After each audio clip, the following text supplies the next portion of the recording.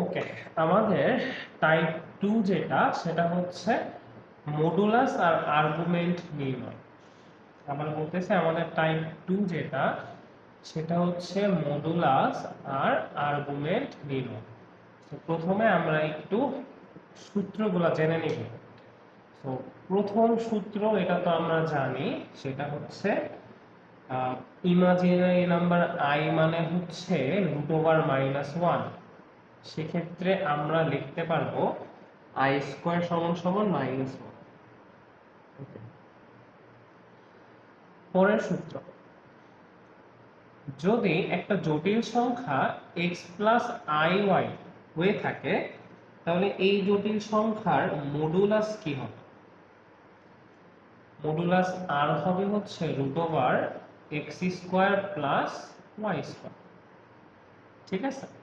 আচ্ছা, আর আরেকটা হচ্ছে এই জটিল সংখ্যাটার আর্গুমেন্ট কি হবে? আর্গুমেন্ট মানে হচ্ছে থিটার ভ্যালু। ঠিক আছে?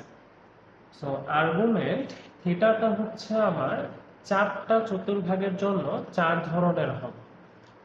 সো তোমরা অলরেডি চতুর্ভাগ সম্পর্কে জানো।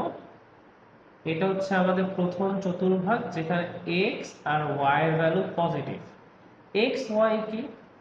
x হচ্ছে বাস্তব সংখ্যা আর y হচ্ছে কাল্পনিক সংখ্যার সহগ। আচ্ছা, এটা হচ্ছে দ্বিতীয় চতুর্ভাগ।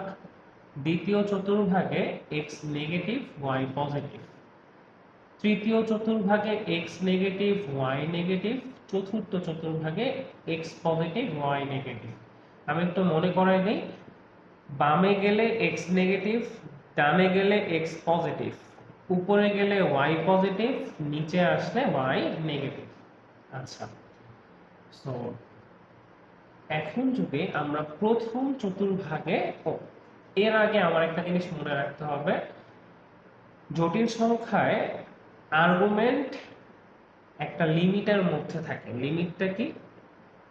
-180° থেকে থিটার মান +180° পর্যন্তই হতে পারে, এর বেশি যেতে পারবে না। ঠিক আছে? এটা কিন্তু অলরেডি আপনারা সরলরেখায় করছেন, বাট সরলরেখার তৃতীয় আর চতুর্থ চতুর্ভাগে দুইটা সূত্র এখানে হবে না। যাই হোক, এখানে কি কি সূত্র হবে?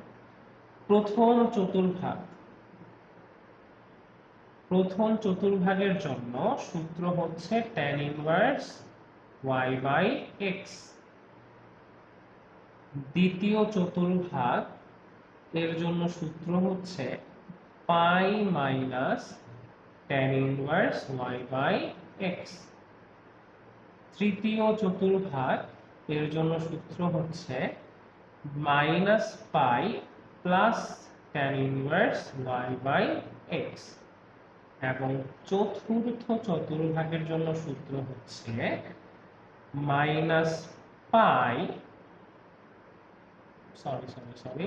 চতুর্থ চতুর্ভাগের জন্য সূত্র হচ্ছে tan ইনভার্স y/x। সো এইটা হচ্ছে আমার 4টা চতুর্ভাগের জন্য 4টা সূত্র। আচ্ছা, মডুলাস আর আর্গুমেন্ট নির্ণয় এই ম্যাথটার ক্ষেত্রে সবসময় মনে রাখতে হবে আমাকে শুরুতে a + ib, ঠিক আছে, অথবা আমরা বলতে পারি x + iy এই আকারে নিতে হবে।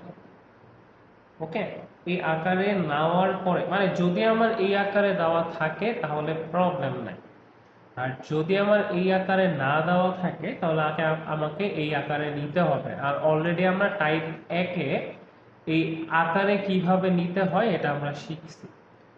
সো এই ছিল আমার মডুলাস আর আর্গুমেন্ট নির্ণয়ের জন্য প্রয়োজনীয় বেসিক।